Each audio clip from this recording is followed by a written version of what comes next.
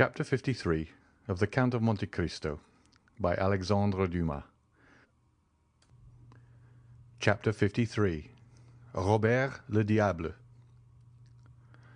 The pretext of an opera engagement was so much the more feasible as there chanced to be on that very night a more than ordinary attraction at the Académie Royale. Levasseur, who had been suffering under severe illness, made his reappearance in the character of Bertrand, and as usual the announcement of the most admired production of the favourite composer of the day had attracted a brilliant and fashionable audience. Morcerf, like most other young men of rank and fortune, had his orchestra stall, with the certainty of always finding a seat in at least a dozen of the principal boxes occupied by persons of his acquaintance. He had, moreover, his right of entry into the omnibus box. Chateau Renaud rented a stall beside his own, while Beauchamp, as a journalist, had unlimited range all over the theatre. It happened that on this particular night the minister's box was placed at the disposal of Lucien Debray, who offered it to the Comte de Morcerf, who again, upon his mother's rejection of it, sent it to Danglars, with an intimation that he should probably do himself the honour of joining the Baroness and her daughter during the evening, in the event of their accepting the box in question. The ladies received the offer with too much pleasure to dream of a refusal. To no class of persons is the presentation of a gratuitous opera box more acceptable than to the wealthy millionaire who still hugs economy while boasting of carrying a king's ransom in his waistcoat pocket. Danglars had, however, protested against showing himself in a ministerial box, declaring that his political principles and his parliamentary position as member of the opposition party would not permit him so to commit himself. The Baroness had, therefore, dispatched a note to Lucien Debray, bidding him call for them, it being wholly impossible for her to go alone with Eugénie to the opera. There is no gainsaying the fact that a very unfavourable construction would have been put upon the circumstance if the two women had gone without escort, while the addition of a third, in the person of her mother's admitted lover, enabled Mademoiselle Danglars to defy malice and ill nature. One must take the world as one finds it. The curtain rose, as usual, to an almost empty house, it being one of the absurdities of Parisian fashion never to appear at the opera until after the beginning of the performance, so that the first act is generally played without the slightest attention being paid to it, that part of the audience already assembled being too much occupied in observing the fresh arrivals, while nothing is heard but the noise of opening and shutting doors and the buzz of conversation. "Surely," said Albert, as the door of a box on the first circle opened, "that must be the Countess G." "And who is the Countess G?" inquired Chateau Renaud. "What a question! Now, do you know, Baron, I have a great mind to pick up quarrel with you for asking it. As if all the world did not know who the Countess G was." "Ah, to be sure," replied Chateau Renaud. "The lovely Venetian, is it not?" "Herself." At this moment the Countess perceived Albert, and returned his salutation with a smile. "You know her, it seems," said Chateau Renaud. "France introduced me to her at Rome," replied Albert. "Well, then, will you do as much for me in Paris as France did for you in Rome?" "With pleasure." There was a cry of "Shut up!" from the audience. This manifestation on the part of the spectators of their wish to be allowed to hear the music produced not the slightest effect on the two young men, who continued their conversation. "The Countess was present at the races in the Champ de Mars," said Chateau Renaud. "To-day?" "Yes." "Bless me, I quite forgot the races. Did you bet?" "Oh, merely a paltry 50 louis." "And who was the winner?" "Nautilus. I staked on him." "But there were 3 races, were there not?" "Yes, there was the prize given by the Jockey Club, a gold cup, you know, and a very singular circumstance occurred about that race." "What was it?" "Oh, shut up!" again interposed some of the audience. "Why, it was won by a horse and rider utterly unknown on the course." "Is that possible?" "True as day. The fact was, nobody had observed a horse entered by the name of Vampa. or that of a jockey-styled Job, when at the last moment a splendid roan, mounted by a jockey about as big as your fist, presented themselves at the starting post. They were obliged to stuff at least 20 pounds weight of shot in the small rider's pockets to make him wait. But with all that he outstripped Ariel and Barbar, against whom he ran, by at least 3 whole lengths. And was it not found out at last to whom the horse and jockey belonged? No. You say that the horse was entered under the name of Vampa. Exactly, that was the title. Then, answered Albert, I am better informed than you are, and know who the owner of that horse was. Shut up there! Cried the pit in the chorus, and this time the tone and manner in which the command was given betokened such growing hostility that the 2 young men perceived, for the first time, that the mandate was addressed to them. Leisurely turning round, they calmly scrutinized the various countenances around them as though demanding some one person who would take upon himself the responsibility of what they deemed excessive impertinence. But as no one responded to the challenge, the friends turned again to the front of the theatre, and affected to busy themselves with the stage. At this moment the door of the minister's box opened, and Madame Danglars, accompanied by her daughter, entered, escorted by Lucien Debray, who assiduously conducted them to their seats. "Ha, ha!" said Château Renaud. "Here comes some friend of yours, Viscount. What are you looking at there? Don't you see they are trying to catch your eye?" Albert turned around just in time to receive a gracious wave of the fan from the Baroness. As for Mademoiselle Eugénie, she scarcely vouchsafed to waste the glances of her large black eyes even upon the business of the stage. "I tell you what, my dear fellow," said Château Renaud, "I cannot imagine what objection you can possibly have to Mademoiselle Danglars.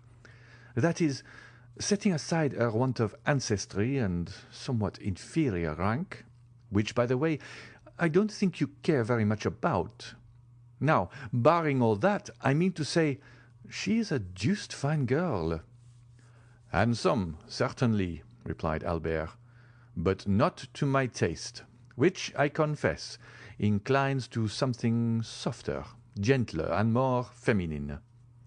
"Ah, well!" exclaimed Château Renaud, who, because he had seen his 30th summer, fancied himself duly warranted in assuming a sort of paternal air with his more youthful friend. "You young people are never satisfied. Why, what would you have more? Your parents have chosen you a bride built on the model of Diana, the huntress, and yet you are not content." "No, for that very resemblance affrights me. I should have liked something more in the manner of the Venus of Milo or Capua. But this chase-loving Diana, continually surrounded by her nymphs, gives me a sort of alarm lest she should some day bring on me the fate of Actaeon." And indeed it required but one glance at Mademoiselle Danglars to comprehend the justness of Morcerf's remark. She was beautiful, but her beauty was of too marked and decided a character to please a fastidious taste. Her hair was raven black, but its natural waves seemed somewhat rebellious. Her eyes, of the same colour as her hair, were surmounted by well-arched brows, whose great defect, however, consisted in an almost habitual frown, while her whole physiognomy wore that expression of firmness and decision so little in accordance with the gentler attributes of her sex. Her nose was precisely what a sculptor would have chosen for a chiselled Juno. Her mouth, which might have been found fault with as too large, displayed teeth of pearly whiteness, rendered still more conspicuous by the brilliant carmine of her lips, contrasting vividly with her naturally pale complexion.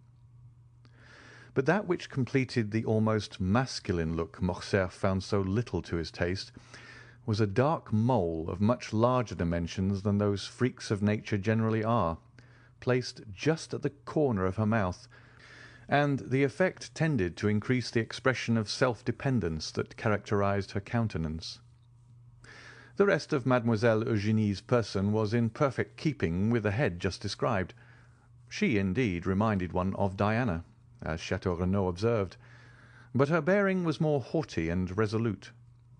As regarded her attainments, the only fault to be found with them was the same that a fastidious connoisseur might have found with her beauty, that they were somewhat too erudite and masculine for so young a person. She was a perfect linguist, a first-rate artist, wrote poetry, and composed music.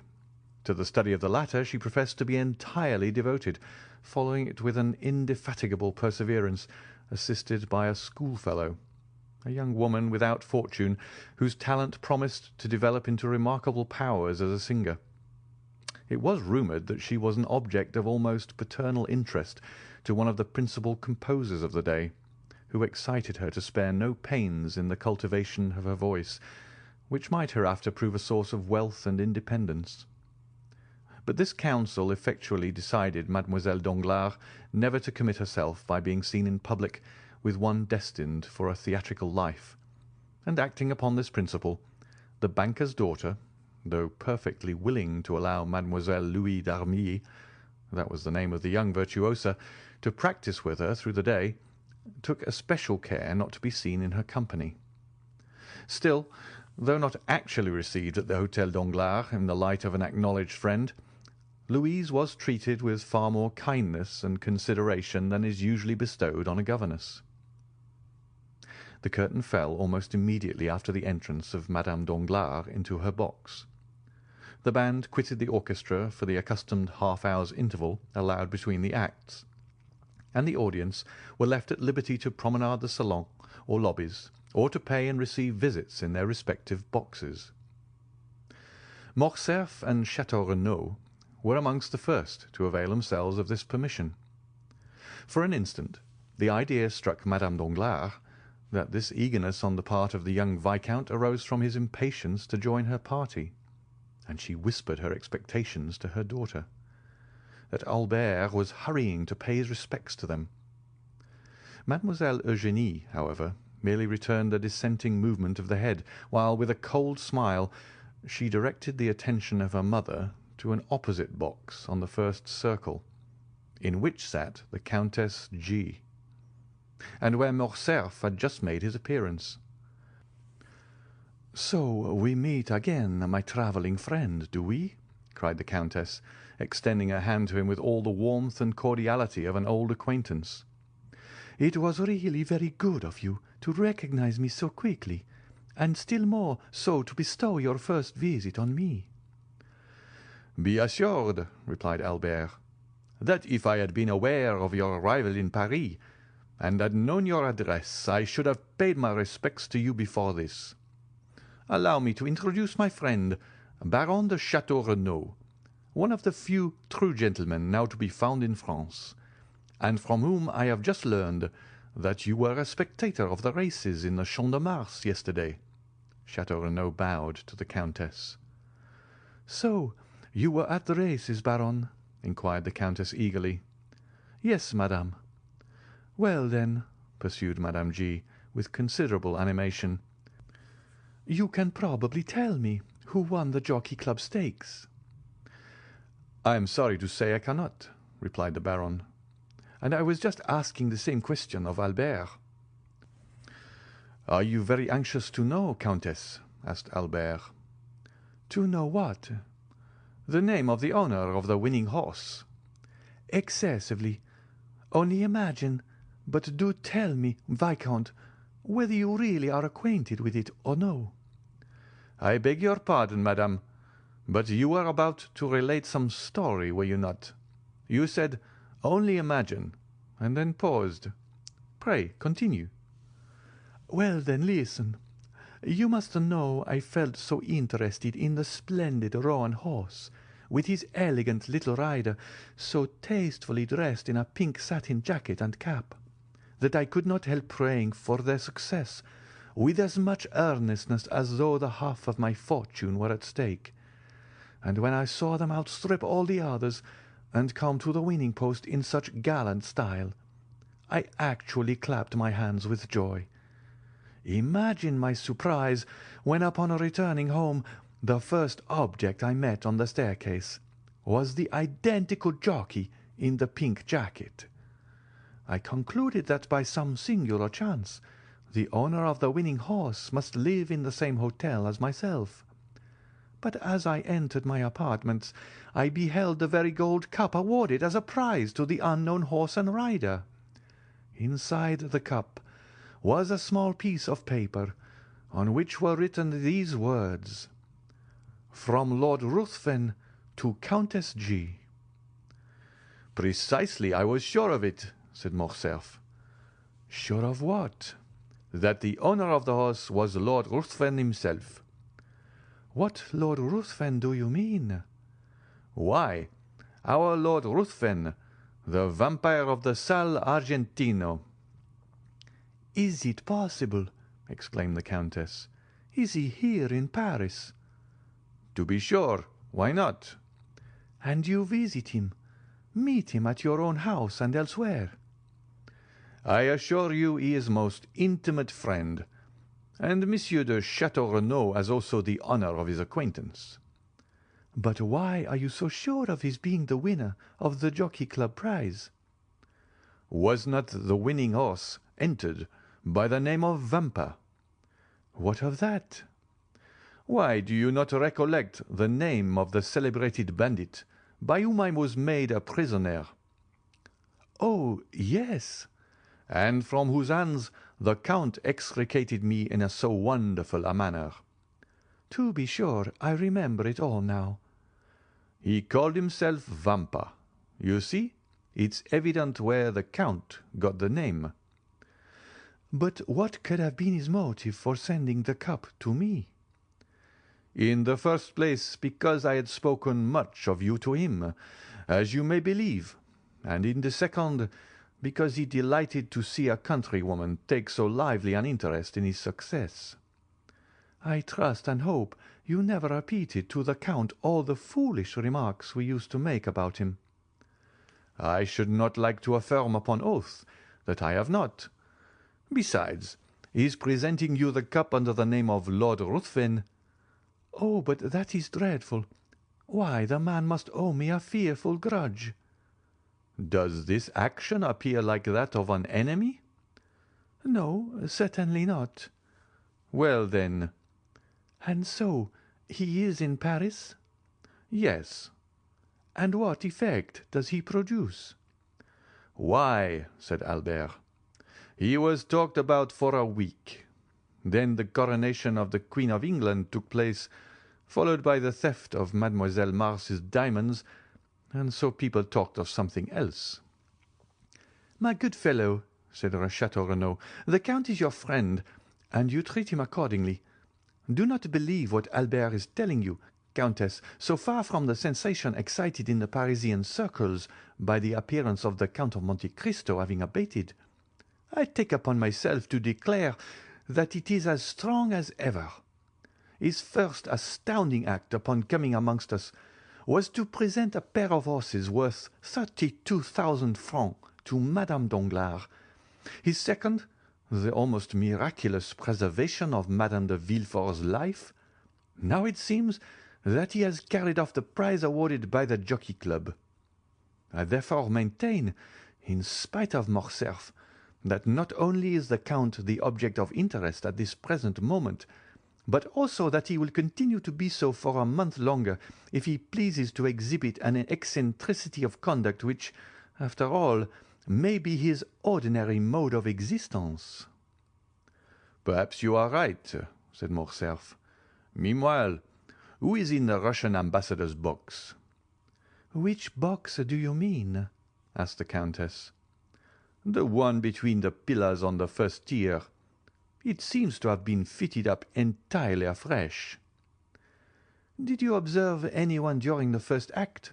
asked Château Renaud. "Where?" "In that box." "No," replied the Countess. "It was certainly empty during the first act." Then, resuming the subject of their previous conversation, she said, "And so you really believe it was your mysterious Count of Monte Cristo that gained the prize?" "I am sure of it." "And who afterwards sent the cup to me?" "Undoubtedly." "But I don't know him," said the Countess. I have a great mind to return it." "Do no such thing, I beg of you. He would only send you another, formed of a magnificent sapphire or hollowed out of a gigantic ruby. It is his way, and you must take him as you find him." At this moment the bell rang to announce the drawing up of the curtain for the second act. Albert rose to return to his place. "Shall I see you again?" asked the Countess. "At the end of the next act, with your permission, I will come and inquire whether there is anything I can do for you in Paris." "Pray take notice," said the Countess, "that my present residence is 22 Rue de Rivoli, and that I am at home to my friends every Saturday evening. So now you are both forewarned." The young men bowed and quitted the box. Upon reaching their stalls, they found the whole of the audience in the parterre standing up and directing their gaze toward the box formerly possessed by the Russian ambassador. A man of from 35 to 40 years of age, dressed in deep black, had just entered, accompanied by a young woman dressed after the Eastern style. The lady was surpassingly beautiful, while the rich magnificence of her attire drew all eyes upon her. "Hullo," said Albert. "It is Monte Cristo and his Greek." The strangers were indeed no other than the Count and Haydée. In a few moments the young girl had attracted the attention of the whole house, and even the occupants of the boxes leaned forward to scrutinize her magnificent diamonds. The second act passed away during one continued buzz of voices, one deep whisper intimating that some great and universally interesting event had occurred. All eyes, all thoughts were occupied with the young and beautiful woman, whose gorgeous apparel and splendid jewels made a most extraordinary spectacle. Upon this occasion an unmistakable sign from Madame Danglars intimated her desire to see Albert in her box directly the curtain fell on the second act, and neither the politeness nor good taste of Morcerf would permit his neglecting an invitation so unequivocally given. At the close of the act he therefore went to the Baroness. Having bowed to the two ladies, he extended his hand to Debray. By the Baroness he was most graciously welcomed, while Eugénie received him with her accustomed coldness. "My dear fellow," said Debray, "you have come in the nick of time. There is Madame overwhelming me with questions respecting the Count. She insists upon it that I can tell her his birth, education, and parentage, where he came from, and whither he is going. Being no disciple of Cagliostro, I was wholly unable to do this. So, by way of getting out of the scrape, I said, 'Ask Morcerf. He has got the whole history of this beloved Monte Cristo at his fingers.' Whereupon the Baroness signified a desire to see you." "Is it not almost incredible," said Madame Danglars, "that a person having at least 500,000 of Secret Service money at his command should possess so little information?" "Let me assure you, madame," said Lucien, "that had I really the sum you mention at my disposal, I would employ it more profitably than in troubling myself to obtain particular respecting the Count of Monte Cristo, whose only merit in my eyes consists in his being twice as rich as a nabob. However, I have turned the business over to Morcerf, so pray settle it with him as may be most agreeable to you. For my own part, I care nothing about the Count or his mysterious doings." "I am very sure no nabob would have sent me a pair of horses worth 32,000 francs, wearing on their heads 4 diamonds valued at 5,000 francs each." "He seems to have a mania for diamonds," said Morcerf, smiling, "and I verily believe that, like Potemkin, he keeps his pockets filled for the sake of strewing them along the road, as Tom Thumb did his flintstones." "Perhaps he has discovered some mine," said Madame Danglars. "I suppose you know he has an order for unlimited credit on the Baron's banking establishment." "I was not aware of it," replied Albert, "but I can readily believe it." "And further, that he stated to Monsieur Danglars his intention of only staying a year in Paris, during which time he proposed to spend 6 millions. He must be the Shah of Persia, travelling incog. Have you noticed the remarkable beauty of the young woman, Monsieur Lucien? Inquired Eugénie. I really never met with one woman so ready to do justice to the charms of another as yourself, responded Lucien, raising his lorgnette to his eye.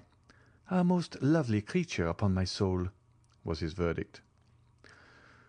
Who is this young person, Monsieur de Morcerf? Inquired Eugénie. Does anybody know?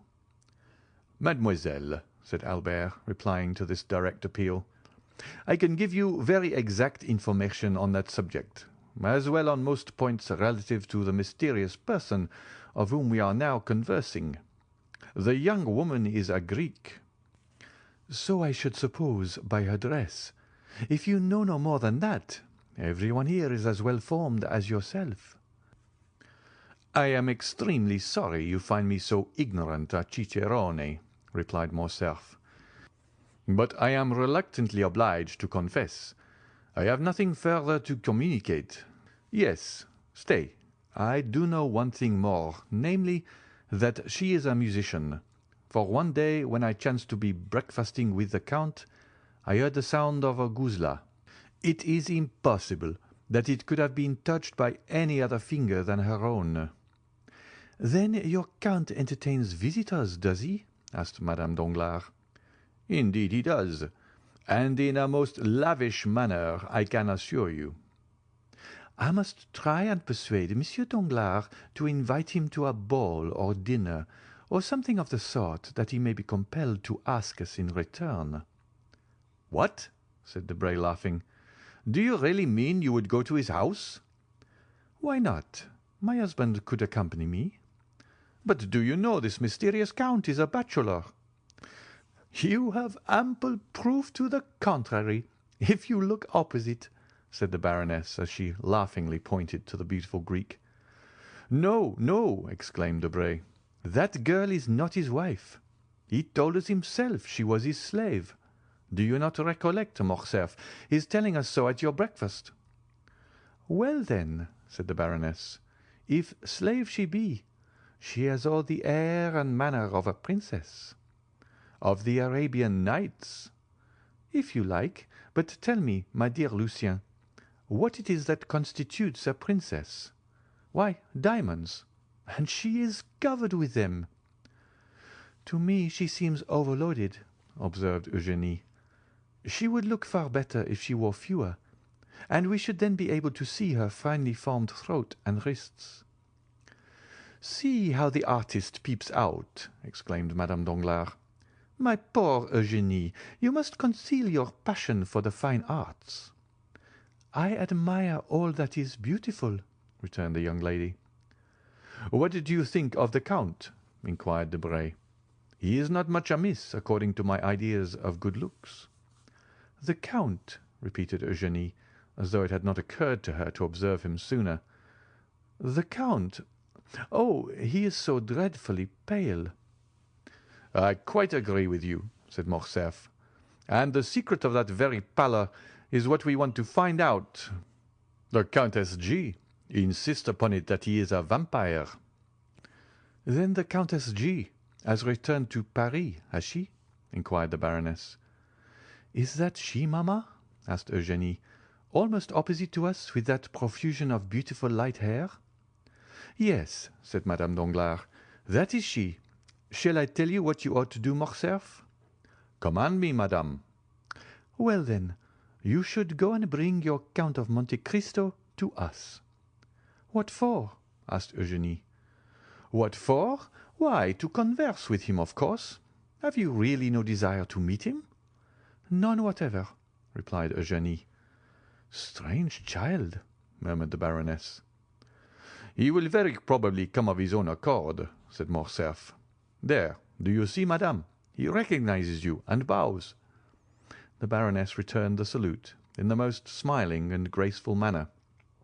Well, said Morcerf, I may as well be magnanimous and tear myself away to forward your wishes. Adieu.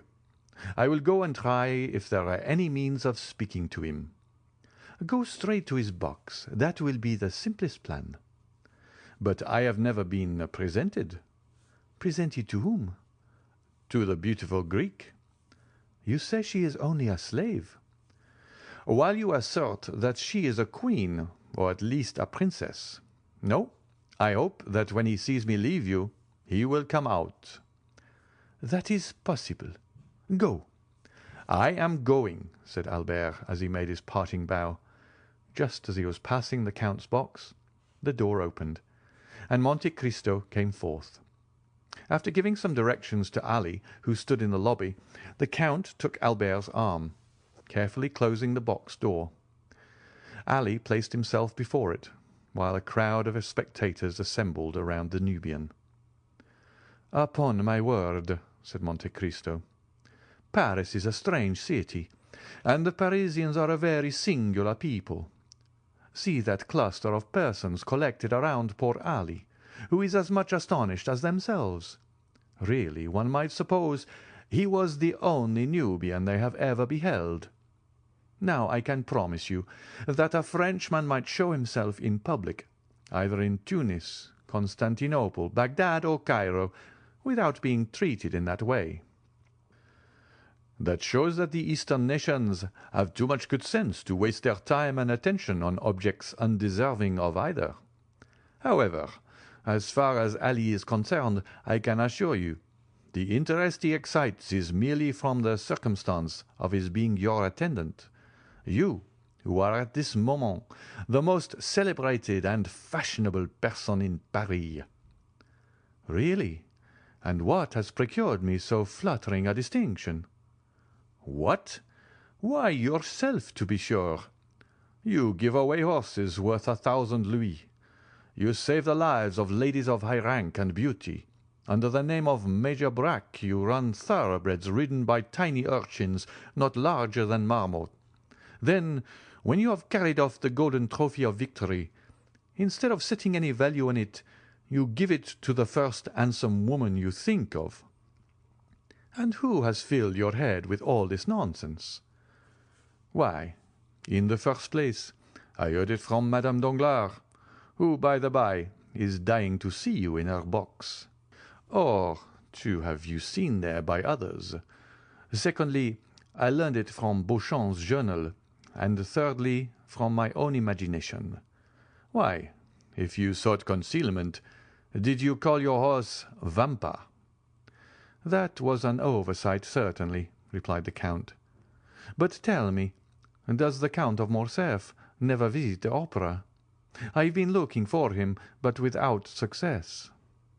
"He will be here tonight." "In what part of the house?" "In the Baroness's box, I believe." "That charming young woman with her, is that her daughter?" "Yes." "I congratulate you." Morcerf smiled. "We will discuss that subject at length some future time," said he. "But what do you think of the music?" "What music?" "Why, the music you have been listening to." "Oh, it is well enough as the production of a human composer, sung by featherless bipeds, to quote the late Diogenes." "From which it would seem, my dear Count, that you can at pleasure enjoy the seraphic strains that proceed from the 7 choirs of Paradise." "You are right in some degree. When I wish to listen to sounds more exquisitely attuned to melody than mortal ear ever yet listened to, I go to sleep." "Then sleep here, my dear Count. The conditions are favorable. What else was opera invented for?" "No, thank you. Your orchestra is too noisy. To sleep after the manner I speak of, absolute calm and silence are necessary, and then a certain preparation." "I know, the famous hashish." "Precisely. So, my dear Viscount, whenever you wish to be regaled with music, come and sup with me." "I have already enjoyed that treat when breakfasting with you," said Morcerf. "Do you mean at Rome?" "I do." "Ah, then I suppose you heard Haydn's Guzla, The poor exile frequently beguiles a weary hour in playing over to me the airs of her native land."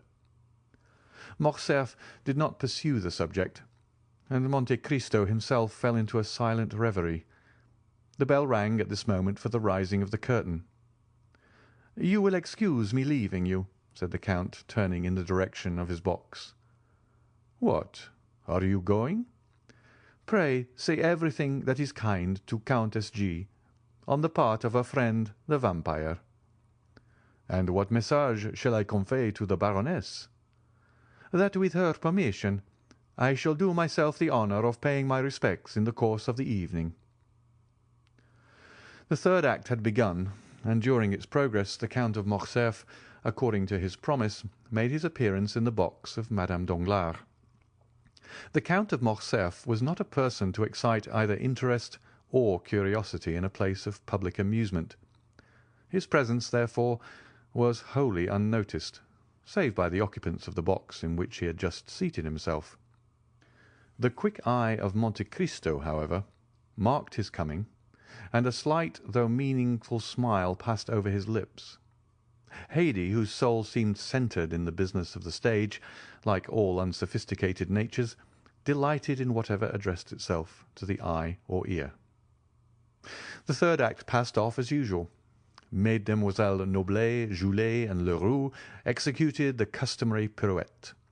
Robert duly challenged the Prince of Granada, and the royal father of the Princess Isabella, taking his daughter by the hand, swept round the stage with majestic strides, the better to display the rich folds of his velvet robe and mantle.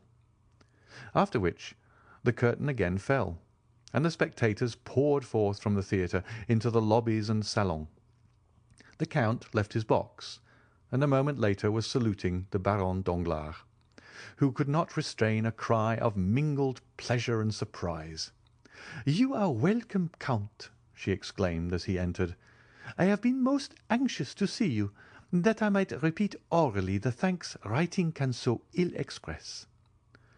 "Surely so trifling a circumstance cannot deserve a place in your remembrance. Believe me, madam, I had entirely forgotten it." "But it is not so easy to forget, monsieur, that the very next day after your princely gift you saved the life of my dear friend Madame de Villefort, which was endangered by the very animals your generosity restored to me." "This time, at least, I do not deserve your thanks. It was Ali, my Nubian slave, who rendered this service to Madame de Villefort." "Was it Ali," asked the Count of Morcerf, "who rescued my son from the hands of bandits?" "No, Count," replied Monte Cristo, taking the hand held out to him by the general. "In this instance I may fairly and freely accept your thanks, but you have already tendered them and fully discharged your debt, if indeed there existed one, and I feel almost mortified to find you still reverting to the subject. May I beg of you, Baroness, to honour me with an introduction to your daughter?" "Oh, you are no stranger, at least not by name," replied Madame Danglars, "and the last 2 or 3 days we have really talked of nothing but you. Eugénie," continued the Baroness, turning towards her daughter, "this is the Count of Monte Cristo." The Count bowed, while Mademoiselle Danglars bent her head slightly. "You have a charming young person with you to-night, Count," said Eugénie. "Is she your daughter?" "No, mademoiselle," said Monte Cristo, astonished at the coolness and freedom of the question. "She is a poor unfortunate Greek left under my care." "And what is her name?" "Haydée," replied Monte Cristo. "A Greek?" murmured the Count of Morcerf. "Yes, indeed, Count," said Madame Danglars. "And tell me, did you ever see at the court of Ali Tepelini, whom you so gloriously and valiantly served, a more exquisite beauty or richer costume?" "Did I hear rightly, monsieur," said Monte Cristo, "that you served at Yanina?" "I was Inspector General of the Pasha's troops," replied Morcerf, "and it is no secret that I owe my fortune such as it is, to the liberality of the illustrious Albanese chief." "But look!" exclaimed Madame Danglars. "Where?" stammered Morcerf. "There," said Monte Cristo, placing his arms around the Count and leaning with him over the front of the box, just as Haydée, whose eyes were occupied in examining the theatre in search of her guardian, perceived his pale features close to Morcerf's face. It was as if the young girl beheld the head of Medusa. She bent forwards as though to assure herself of the reality of what she saw, then, uttering a faint cry, threw herself back in her seat. The sound was heard by the people about Ali, who instantly opened the box door. "Why, Count," exclaimed Eugénie, "what has happened to your ward? She seems to have been taken suddenly ill." "Very probably," answered the Count, "but do not be alarmed on her account. Haydée's nervous system is delicately organized, and she is peculiarly susceptible to the odours even of flowers. Nay, there are some which cause her to faint if brought into her presence. However," continued Monte Cristo, drawing a small phial from his pocket, "I have an infallible remedy." So saying, he bowed to the Baroness and her daughter, exchanged a parting shake of the hand with Debray and the Count, and left Madame Danglars' box. Upon his return to Haydée, he found her still very pale. As soon as she saw him, she seized his hand.